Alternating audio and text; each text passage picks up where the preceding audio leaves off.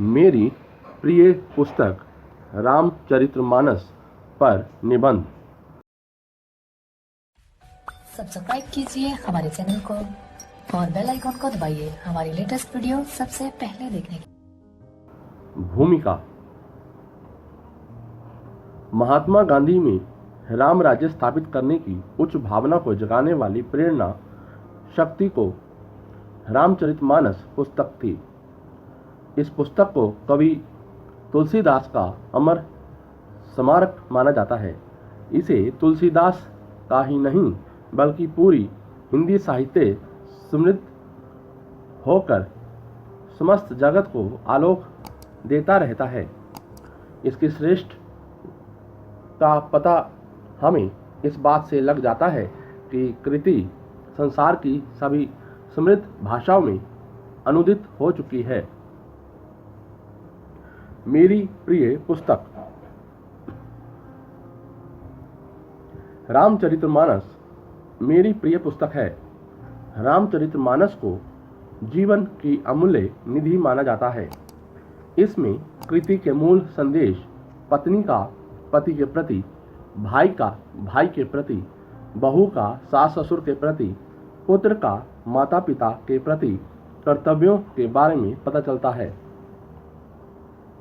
इसके अलावा ये हिंदी साहित्य का वो कुसुमित फूल है जिसकी सुगंध से तन मन में एक अनोखा सुगंधी संचार होता है। ये ग्रंथ दोहा चौपाई से लिखा हुआ एक महाकाव्य है। ग्रंथ में 7 कांड होते हैं। इसमें बाल कांड, अयोध्या कांड, अरण्य कांड, किष्किंधा कांड, सुंदर कांड, उत्तर कांड होते हैं।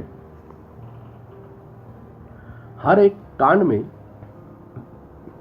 भाषा और भाव की दृष्टि से पुष्ट और उत्कृष्ट है।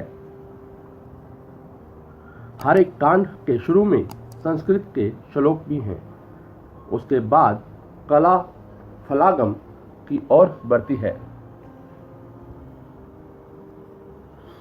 प्रिय लगने के कारण यह ग्रंथ अवधी भाषा और दोहा चौपाई से लिखा गया है। इस ग्रंथ की भाषा में प्रांजलता के साथ साथ प्रवाह और सजीवता दोनों हैं।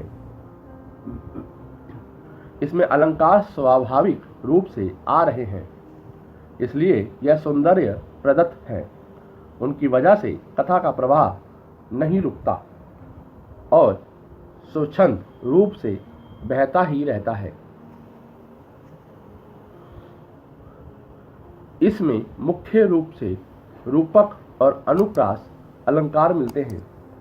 इसमें मुख्य दोहा और चौपाई छंद होते हैं। वर्णात्मक शैली होते हुए भी मार्मिक व्यंजना शक्ति का कहीं कहीं पर रूप ले लेती है। इसमें सभी रसों का समावेश है।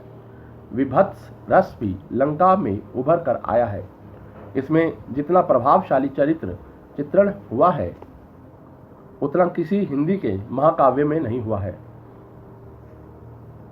इसमें बहुत से प्रशंसनीय और उल्लेखनीय चरित्र हैं। राम, सीता, लक्ष्मण, दशरथ, रावण, भरत आदि हैं। पुस्तक की विशेषताएं। रामचरितमानस को पढ़ने से परिवार और समाज की समस्याओं को दूर करने की प्रेरणा मिलती है। ऐसा करने से परलोक के साथ साथ इस लोक के कल्याण का मार्ग दिखाई देता है और मन में शांति आती है। इसके एक बार पढ़ने के बाद बार बार पढ़ने को मन करता है। रामचरितमानस से हमारे सामने समन्वय का दृष्टिकोण आता है। इसमें भक्ति और ज्ञान का, निराकार का और साकार का समन्वय मिलता है। कवि तुलसीदास जी ज्ञान और भक्ति में कोई भी भेद नहीं मानते हैं। रामचरितमानस में धर्म और नीति का प्रशंसनीय उपदेश दिया गया है।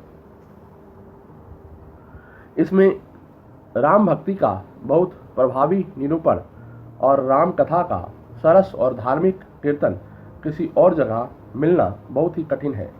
इस ग्रंथ में जीवन का मार्मिक चित्र का विशद चित्रण किया गया है।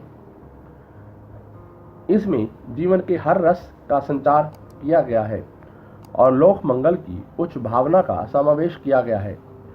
यह ग्रंथ एक तरीके से पवित्र गंगा के समान है, जिसमें डुबकी लगाने से शरीर में एक मधुर रस का संचार होता है।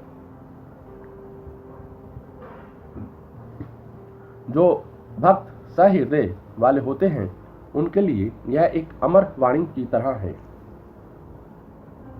उपसंहार: दिए गए उपयुक्त विवेचन से हम कह सकते हैं कि रामचरितमानस साहित्यिक और धार्मिक दृष्टि से उच्च कोटि की रचना है।